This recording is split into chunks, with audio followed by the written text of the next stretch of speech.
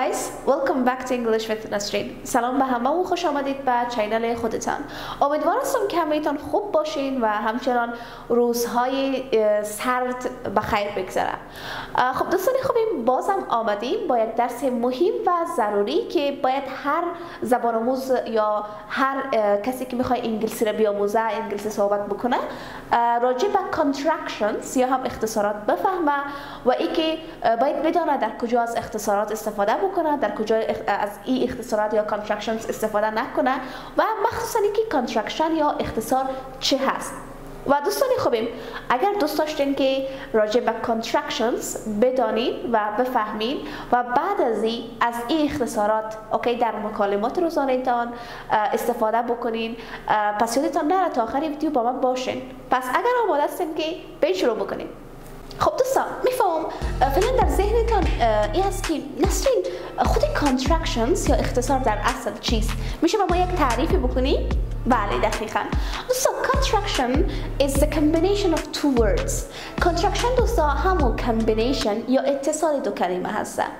خب اینکه چرا ما باید یک امون دو کلمه را اختصار بکنیم و چرا اصلا اختصار بکنیم؟ دوستان برای که بتونیم راحت صحبت بکنیم، fluent سریعتر صحبت بکنیم و natural طبیعی‌تر صحبت بکنیم، ما از اختصارات استفاده میکنیم. خب میخوایم همین تعریف خود را با یک مثال براتون واضح تر بکنم. دوستان گفتیم که contraction is the combination of two words، یعنی اتصال دو کلمه هست. خب چطور؟ مثلا دوستان I am دو کلمه است. I که کوچکترین کلمه انگلیسی هست و همچنان I am دو کلمه. I am ما هستم. میخوایم این I am را اختصار بکنم. خب میگیم که I am اوکی I am خب ببینید چقدر سریعتر میتونم تلفظ بکنم. I am مثلا من میگم I am نسرین، میگم که I am نسرین. خب بریم این طرف و با اختصارات بیشتر آشنا شویم. دوستان اول بین در قسمت to be verbs اوکی افعال بودن که ما 3 افعال بودن داریم is am are، اینا افعال بودنی ما هست که ما با 7 سابجکت خود که استفاده میکنیم I you we they he she it. خب بیاین این اختصار بکنیم، خیلی اوکی زیاد استفاده میشه. خب اول به این شکل فرم اصلیش رو ببینیم چی هست. دوستاش فرم اصلیش مثلا دوستا I am اوکی am داریم، اینجا دوستا am هست، are is 3 تا تو ورب گفتم. خب I am دوستا شکل اصلی هست I am. اگه اختصار بکنیم چی میشه I am. در اینجا دوستا I am اوکی. بعدش دوستا you are در اصل you بوده با r، فکر کنید در اینجا یک am داریم you are. اگه اختصار بکنیم دوستا چی میشه you're we're there he's she's it's. خب حالا شما بعد از ما تکرار بکنید I'm you're we're there he's she's it's.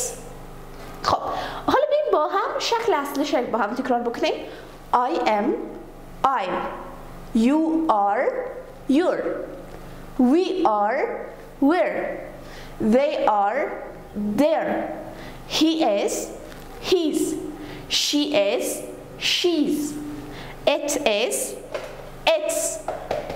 خب حالا همین را با یک جمله اوکی استعمال میکنیم.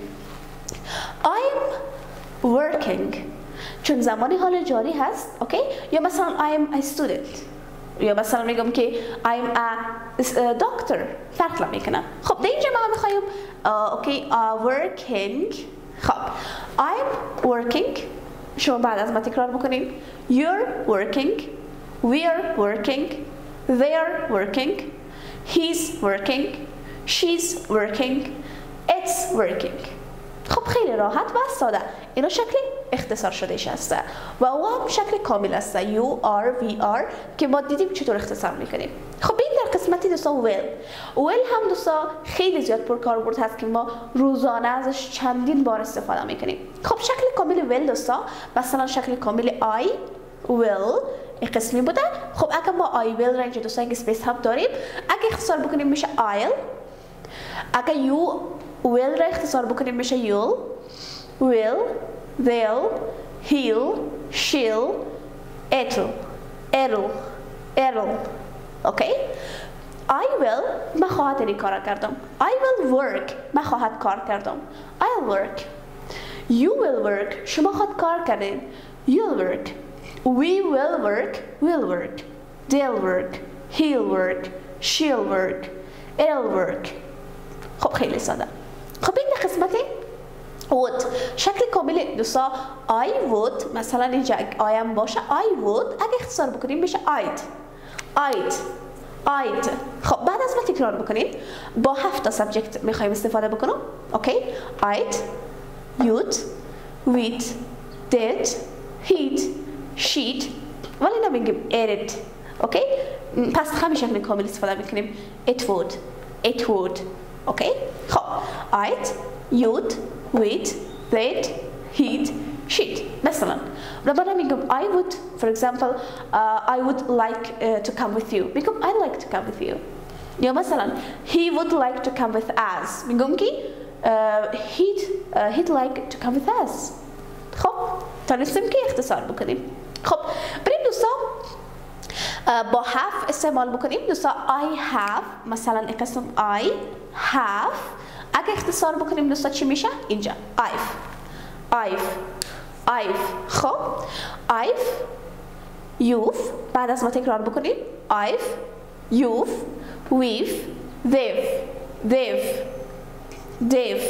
اوکی مثلا I have I've you have you've we have we've they have they've اوکی خیلی ساده خب بعدش دوستا میریم سراغ اینکه چطور منفی بکنیم اوکی چطور منفی بکنیم در اینجا دوستان اگه بخوایم منفی بکنیم حتما منظورم تو به verb هست اوکی مثلا I'm not چه رقم اوکی I am not بعد دوستان شکل کاملش براتون آشنا میکنم I am not اگه این اختصار بکنیم چطور اوکی میتونیم کانترکت اوکی از کانترکشن استفاده بکنیم I am not اوکی I am not اوکی میتونیم این قسم اختصار بکنیم I am not همین I am را I am اختصار میکنیم I am not خب you're not دوستا در اینجا you're not اوکی you're not در اینجا دوستا ما چیکار میکنیم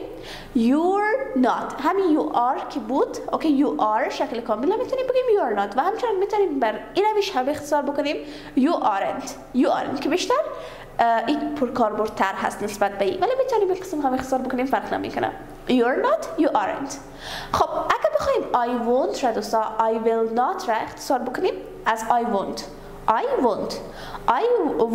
اوکی مثلا همه قسم I won't you won't we won't they won't he won't she won't it won't اوکی شکل منفی will not هسته و I won't شکل منفی چی هست will not هسته یادتان باشه خب بعدش دوستا ما I wouldn't داریم I wouldn't شکل منفی این هست مثلا I wouldn't you would you wouldn't we wouldn't they wouldn't he wouldn't she wouldn't خب میخواستم اقسام منفی بکنیم اوکی وانت براتون گفتم بعدش دوستا haven't هسته I haven't که دوستا شکل منفی اینا هسته مثلا I have اگه منفی بکنی I haven't you haven't we haven't they haven't اوکی و هم قسم دوستا اگه she ate باشه در اینجا دوستا he she ate باشه اوکی میتونیم چیکار بکنیم و he hasn't اوکی he hasn't استفاده بکنیم he hasn't خب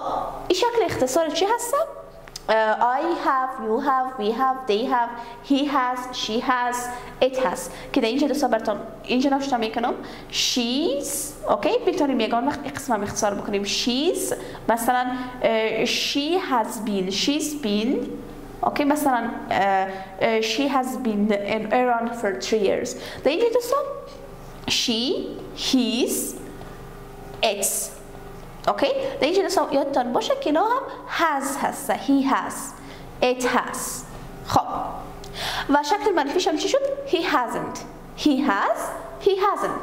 اوکی شکل منفیش میشه و دوستان خوب این بود اختصاراتی که شما باید در قسمت اگه که میخواین خوب انگلیسی یاد بگیرین خوب صحبت بکنین یاد گرفتن اختصارات به شما کمک میکنه و واقعا که لازم و ضروری هست باز در اخیر میخوایم یک کوتاه براتون بگویم.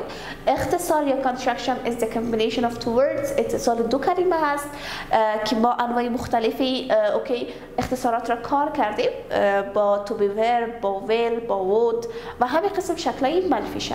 اگر بازم خوب نفهمیدین یک بار دیگه ویدیو را از اول تا آخر ببینید تا خوبتر و بهتر بفهمید. منتظر ویدیوهای بعدی با هم باشین. فعلا شما را به خدای پاک میسپارم. گودبای.